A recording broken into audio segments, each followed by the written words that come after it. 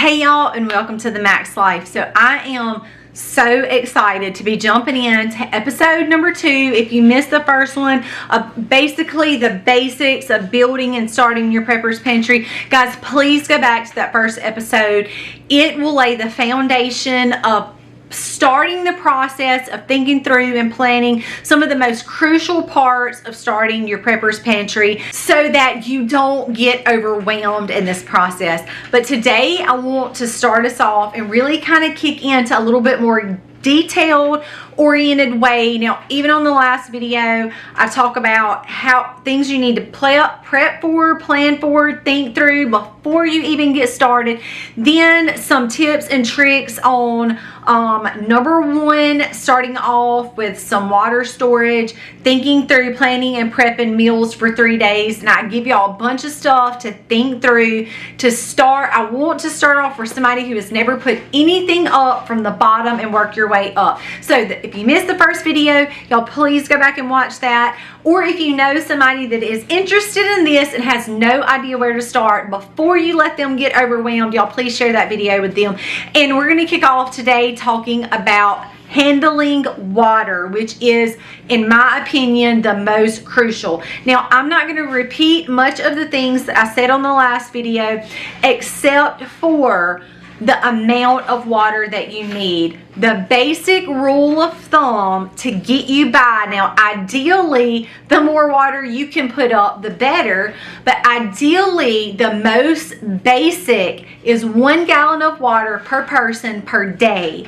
So for myself, for a week, I would need 7 gallons of water. That is just kind of scratching the surface, being very, very sparingly with water. Now, we are a family of 8, so I would need 8 gallons of water put up a day. So if I wanted to do 3 days worth of water, I would need 8 gallons for the first day, 8 gallons for the second day, 8 gallons for the third day. At a minimum, that's what you need to be looking at. Now, if you can't do a full 3 day, try to get started with 1 day, work your way up to 2 day until you get to 3 day. That is just a basic rule of thumb. Obviously, if you can put up 2 gallons of water per person, would keep you a little bit more comfortable, but nonetheless you could get by with 1. But let's jump into some more details that I think people are wanting to know, besides how much. If you have your place, y'all please go back to the first video. I'm going to talk about location, things to think about. If you have your place, you're thinking about going in and diving off into the water, let's get into some more specifics right now. One thing I would throw out there on the table is tap water is perfectly safe to store, okay? You can actually get started with something as easy as a food grade bucket. Tap water in this food grade bucket, that would be a fantastic way to get started. But let's consider a couple of things. Your family size, your space size, all of that. I can't take in consideration for you. You have to take into consideration for yourself. So there are so many different sizes to choose from, all the way up to 55 gallon drums. Now, we actually have, now I'm not going to tell y'all where those are. I'm not even going to hint to where they are. I'm just going to say that we have those. They're actually not in our house at all. They're actually not even anywhere near our home, but I'm just telling you that we have access to those. That is just a prepper's pantry kind of secret, I guess we'll say. Some things just need to be left in secret. We do have water. I've shown y'all my water storage, which is right over there. That is some of it. I've also shown y'all where I first started prepping, and that's all the way back in our other video. Episode number 1, I told you that I started by putting a couple of gallons of water in my bathroom cabinets. I had some extra space beside the toilet paper, started shoving waters down in there because I knew that if I needed access to water, I could very easily have that. Now, if you know something is upcoming, like a storm, a lot of times what I do for my family is fill up bathtubs. Makes it easy to dip some out, whether I'm just going to kind of sponge bathe off or for flushing the toilet, things like that. Really, really easy to do. But the first thing you could do that is so easy, guys. Buy a gallon of water, get a food grade safe 5-gallon bucket, get some tap water, put over in that, and bam, you already have water ready to go. Now, obviously, I wouldn't suggest a 55-gallon drum if you don't have a place for that. However, we have a couple of those, and I would say this. I'm not going to show y'all where it's at, but I will leave a link and I will leave a picture right in the corner of this video showing y'all what we have and where we got it from if you're interested in doing that. And it is best to always store all of your water in a cool, dark place. That is the most ideal place to store your water. Here is another trick or a tip that you may not know. If you have some extra space in your freezer, guys, you can take your waters and drop them over in the freezer. Just remember, you're going to need a little bit of headspace because they will expand and you don't want a big mess in your freezer. But also, when the power does go out, it's a twofold process. Your water that is frozen in your freezers will actually keep your freezer colder for longer just by having the frozen water in there. And as it thaws out, here's the other side to that. As it thaws out, you have water to take out and use. So just by utilizing any extra space that you have in your freezer, you can put water in there, and it's like a twofold process that works together. Keeps your freezer colder for longer, but also as it begins to thaw out and freeze, you can pull that water out and access it in other areas as well. Now, here is something I think a lot of people probably struggle with. If you find yourself in a situation with some type of contaminated water that you need to be able to access. So purifying your water can take you a really long way. Now let's kind of jump into that and talk about what that looks like just a little bit. Say we have a lake. Say we use all of our water for whatever reason. It would take us a really long time to use our water, but say you're just starting off and you have a little country home and you put up 3 days worth of water, okay? But there's a bunch of trees down the road because a tornado come and you still don't have power and you still don't have access to your sink, but you've used all your water, brushing your teeth, washing your dishes, sponge bathing yourself off, and drinking. Now you have no water, but you have a lake or a pond. So let's talk about ways to utilize that. The first thing you need to do with contaminated water, obviously you don't want to drink that. You could have some very serious gut upset, but you want to strain your water using forms of water filters to remove the debris and the junk particles all from your water. Before purifying it, you want to remove all of that stuff. So start thinking about water filters or ways to filter your water for when you would have to use contaminated water. That is what you would want to do for the first step of purifying your water, is to filter it and get particles and debris and those types of things out of the water. Now, obviously, the first thing that comes to mind when I think about purifying water is boiling it. So if you have access to a fire or a portable propane tanks where you can get crawfish boilers going, or whatever that looks like for you when there's no power, if you have a gas stove, anything like that, is to bring the water to a full rolling boil. You don't want to wait for it to just start bubbling, okay? Make sure it comes to a full rolling boil to where if you're stirring the water, the bubbles don't go down. It's still bubbling because it's very, very hot. 3 to 5 minutes, okay? Purify your water completely out. Make sure you kill all possible contaminants.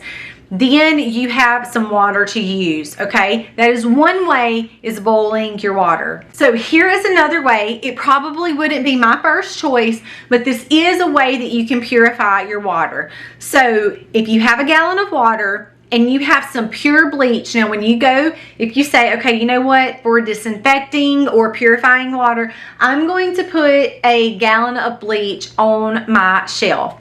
1/8 of a teaspoon per gallon of water will purify that water, y'all. It's a very, very small amount. However, if the water is cloudy, you want to double that, okay? Then you can purify your water, but make sure your bleach does not have any additives. You want pure concentrated bleach. You don't want anything added to that bleach, any type of chemical or fragrance or anything like that. You want to make sure of that when you buy your bleach. So that is another way you can purify your water and make it drinkable. Again, it wouldn't be my first choice, but if I had to go without water or purify it with bleach, obviously that is something that if I had access to, I would do to be able to drink the water. You know, one other thing I want to mention right here while we're talking about water is a pretty simple way to put some water up for sterile water.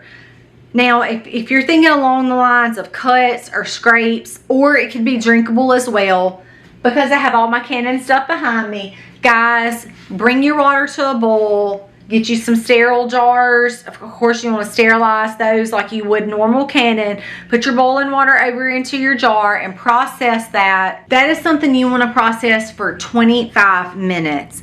Then you will have sterile water put back that you can clean with. If you say, hey, I just want to do tap in here, maybe to just sponge bathe with or flush my toilets with, or I can pull out of this and boil it and drink it, brush my teeth with it, whatever that looks like. But then you can have your sterile jars to pull straight out to do teeth brushing or drinking or whatever that looks like. But those are some options and some ideas to kind of start thinking about now. Now, don't forget you need water not only for drinking, but personal hygiene. You're thinking about brushing teeth. You're thinking about washing some dishes. Now, on a side note, now I'm jumping the gun a little bit here, but on a side note, if you can put a couple of paper plates, disposable cups, things like that, even if it's just one little set, a couple of days worth, that will help you, again, conserve your water because you're not having to wash dishes. You can use that water for other things. You also have laundry maintenance and, of course, your toilet. Now, we're going to talk about a little bit about conserving water and ways you can do that right now. So since we're kind of entering into that, something to think about after you wash your dishes. Y'all don't chunk that water. We're talking about using water and making it go a long ways. Do not chunk. Okay, if I have this full of water and I've set this to the side and said, you know what, y'all, I'm going to use all this water in this 5-gallon bucket to wash my dishes with. Okay, I'm going to put the stopper in my sink. I'm going to get as much food off as I can. Even if I have to take a little cup outside or whatever, wash a little bit of that off. Use the rest of the sink water to clean my dishes. Then I'm going to reuse that bucket and scoop the water out, or use another bucket and scoop that water out and flush your toilets with it. See, you're getting 2 uses of water out of this bucket of water. Okay, very, very smart. So you're going to take this bucket of water and you're going to pour some down in your laundry room sink, and you've got a couple of shirts that need to be washed. You put them down in there, you put a little bit of soap in there, you hand wash them, you wring them out. If you don't have a clothesline, pop those clothes up on a hanger. Then don't you let that sink water out. You get the bucket, you scoop it back up, or use your extra bucket. I have some right up here. And I'm going to scoop that water out and I'm going to flush the toilets with it, okay? Say, those are some ways you can use your water twice, okay? Say you want to use this for drinking, brushing teeth, maybe washing a couple of dishes, and you don't want to take that water and flush it down the toilet, okay? You're going to use this water for other things. You're going to pull out of it for drinking. Obviously, you need it. Obviously, it's going to come out and go somewhere else. You can't reuse that immediately, but what I'm saying is you drink the water. Obviously, you're not going to have to use again, okay? Obviously, you're going to urinate that out. Say you don't want to have to use that to flush, because it does require a lot of water to flush toilets. There are a couple of things that you can think about doing. One is use the toilet multiple times and don't flush it. So like if I have to go pee, Colby has to go pee, one of the kids have to go pee. If you can't pee outside, which we can at our house, but say the girls, we are going into the bathroom to use the bathroom. Okay, as long as it ain't number 2, let's use that toilet a couple of times before we flush it, okay? Well, we have done that many a times. Here is another idea. So you have your handy dandy buckets on hand. Y'all, you can actually find very cheap and inexpensive, even if you don't want to buy one, you can use a couple of pieces of boards, okay? Get creative, do whatever you want to do. They make little portable camping toilets. You would need to add some water down in the bottom, obviously. So as a mom of a lot of girls who have taken portable potties around with them to keep them off of public bathroom toilets for many, many years, add you some water down in there. It just needs to be a little bit. Then you can use this as your toilet and you can go out and dump it, okay? Much, much more conservative water saving skills there. If you have an outhouse, we don't have an outhouse, but I would much rather prefer an indoor portable potty than going out in the weather. So just some ideas there to conserve some water.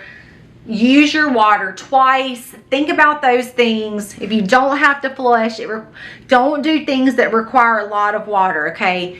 You're wanting to conserve your water to make it last as long as you can. Okay, now I want to shift gears and talk a little bit more detail. So on episode number 1, I talked to y'all about a bunch of basic things. And y'all, I'm sorry the lighting is bad. I have a fluorescent light right above my head, so it's putting shadows on, but you know, it is what it is. I don't have much lighting in here. There's only a window there on the door, but it's blocked off on the other side, and just a window right there because this is my cool, dark prepper's pantry, right? So the only lighting I have in here, of course, it's right above me. But I want to switch gears, and I gave you lots of details on water storage, handling water, purification, conserving water. Those are all fantastic tips that you need to be thinking about once you put your water up in your prepper's pantry. Those are some things to think about and remember that will make your storage go a lot further. Now, let's swap gears into your food, your packaging. We're going to talk about that a little bit more. But before you can even get far into that, you first need to decide what to put in your pantry. So I talked about that just a little bit on episode number 1. But on episode number 2, I want us to dive in and take some bites of the meat. Okay, get into the real stuff. So first thing I would suggest, starting off with your 3-day meals. That is, I feel like, the basics of the basics. You want to start off with at least 3 days worth of food for your family. Now, here's the thing. Don't put stuff up that you don't eat. Obviously, you wouldn't want to go out and buy a bunch of stuff and put in your pantry just because it was cheap, and then you're like, ooh, I don't even like that. Y'all, don't do that, okay? Put stuff up in your pantry that you eat. There are a number of ways you can do that. First off, it's a process. Slowly buy a couple of extra things. When you go to the grocery store and you're walking down the aisles, number 1, stick to your list. Number 2, pick up 1 or 2 extra things. When you go into the supermarket, put them in your buggy. You say, you know what, I'm going to take X, Y, and Z, and I'm going to stick them in the closet because that is going to be my emergency supply. Maybe not the next time, but the next time you go in, stick to your list. Don't buy the extra junk and buy things for your prepper's pantry. That is one way that you can do this. Also, coupons. Wait till things go on sale. If you say, you know what, this week I just can't do it, but the next week you go into the grocery store and you're like, hey, those beef tips are on sale. I'm going to buy 1 extra package to can and put up, okay? Whatever that looks like. Freeze-dried bananas. I'm going to buy 1 extra bunch, put them in the dehydrator so I can package them and put them up. Whatever it is, wait for sales, look for coupons. Those things help save so that you can buy food for your family that you like and you don't have to get a bunch of junk. I don't eat Vienna sausages. Sorry, y'all, if you do. I don't eat that, so I'm not going to go to the grocery store and buy 15 packs of that to put up in my pantry.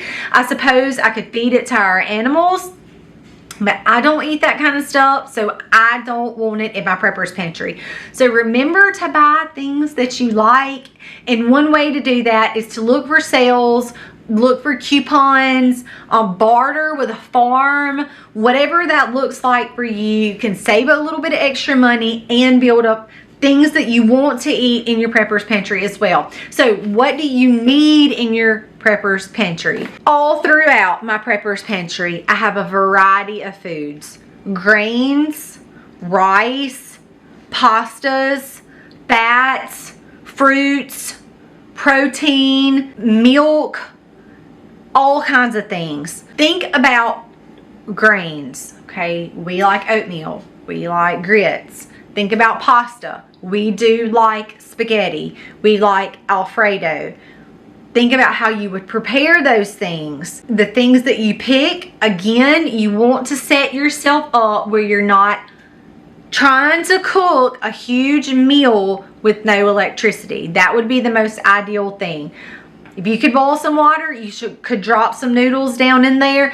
Not in this prepper's pantry, but the one right in my kitchen. I do have some salsa in here, but I don't have any spaghetti sauce in here. But I do in my prepper's pantry. In the kitchen, it's just a big canning rack where I have some things that I can literally grab right off the shelf and use as I'm cooking. So boiling some noodles. I also have some canned meat. Dump the canned meat over in a pot with some spaghetti sauce, or you could actually can them together. Dump it over in there, stir it up. Voila, I have spaghetti for a meal that is very, very easy to do that will feed my whole family, okay? So that's thinking along the lines of your grains, your pastas, fruits. Y'all, you can buy canned fruits, you can buy freeze-dried fruits, you can buy dehydrated fruits. Don't forget your fats. Oils. Now, I personally use lard. Also have canned butter. I'm going to show you that canned butter right here. This is canned butter that I done last year. So think about the canned lard is on the bottom. All that bottom row is from American guinea hogs. So if you can't can lard or you can't can butter, think about some oils that you can buy, maybe avocado oil, extra virgin olive oil you can buy to put up. Think about some of your fats like your peanut butter. Think about proteins like maybe beef jerkies you can put up. You can buy some canned meats. Think along those lines of things that you could get and you can put in your pantry. Some of them you can literally just tear the tops off, take it out, and eat it. This that I happen to grab is eggs, which is another wonderful source of protein. I put these eggs up last year. All I'm doing is adding a little bit of water to these eggs. Wonderful source of protein. You can buy powdered eggs as well. So think about those things that not only store easy, they're cost effective, especially if you do it slowly over time. It's things that your family eats, as well as having a variety of foods. You don't want all of the same thing. Your meals will get bland, old, you'll get frustrated. Yes, it will be feeding you, but you want a good variety of foods to put back in your pantry. So some other canned protein that you can think about, again, that is so easy to store and very cost effective. Think along the lines of your nuts, canned tuna. Y'all, all that stuff can literally just be put on a shelf in a container. Just remember, it's your piggy bank, okay? Don't go rob your piggy bank. Put those things back for those purposes, but they do store very well. Okay, here are some other wonderful ideas for your pantry. Don't forget about sweeteners. Things like honey, guys, never goes bad, okay? It has an indefinite shelf life. If you want to put up some things like brown sugars, maple syrup actually stores for a long time. things like that you can put back. Obviously, you don't want to get bored with your meals. Also, dry milk options, y'all. There's options for dry butter, dry sour cream. The list really can go on and on. Y'all, think about some of those things to add to your pantry as well. I've already shown y'all the eggs that literally store so easy, just right up there on the shelf. Here is another super easy way. It only takes a couple of days, but it's something you can have at the very back of your food storage that takes up very little space. Microgreens for sprouting. You can take microgreens, you can plant them. I suggest you watch maybe a couple of videos on that and familiarize yourself with it. But y'all, it is so easy. Packed full of nutrition that will give your body exactly what it needs in only a couple of days. So think about seeds, seed packets you can put back up for sprouting microgreens. That's something that I think most people probably never even think about. Yes, it will take them a couple of days to germinate. It will take them another couple of days to grow and get tall enough before you're ready to harvest. But guys, while you're working on your 3-day supplies, you're drinking your water, just having a tiny packet of seeds will feed you for days. And it is so easy to do, extremely cost effective, and tons of nutrients as well. That's a win-win in my opinion. So I've talked to y'all about some basic, what do you want in your pantry? Besides the water, handling water, what type of foods you want in your pantry, y'all. The options are endless, from canned foods to already made meals for you, to freeze-dried foods, to dehydrated foods. The list can go on and on and on, all the way to thinking about seed packets. But one other thing you want to consider while you're putting these things back is, how much does my family eat? How big is my family? You want to consider those things. When you're planning your meals, you want to think about maybe how much rice you want to put back to last you those meals. Plan your meals. Think about how many of you guys you have to feed. Put that amount of food back. It is key. You don't want to short yourself, but you also don't want to buy too much and not have a place to put it. You don't want to get overwhelmed with the process. So really thinking through and planning is so crucial in this process. One of the reasons why I'm suggesting that when you're planning your meals, think about how much your family eats per meal. Then you will know about how much cups of rice to put back for this meal that you plan, and etc.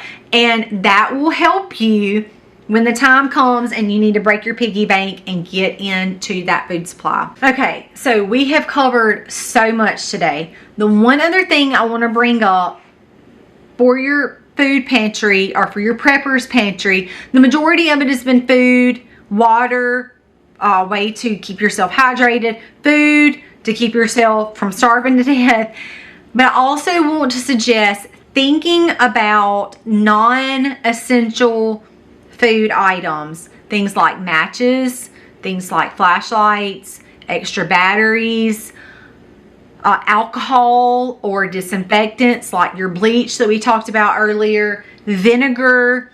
Think about some things of lighting, whatever that looks like for your family. I can name, I have lanterns, I have flashlights, we have candles, we have all different ways of lighting. Okay, think about what's best for your family. So some essential non-food items to have on hand: cleaning supplies, first aid kits, band-aids. I'm not sure if you use Neosporin or any other types of salves for, I actually am still kind of dealing with my finger. It's a little blue and purple still from just a random, accidentally dropped a picture on my finger, and my whole finger is pretty bruised and still swollen and actually still numb.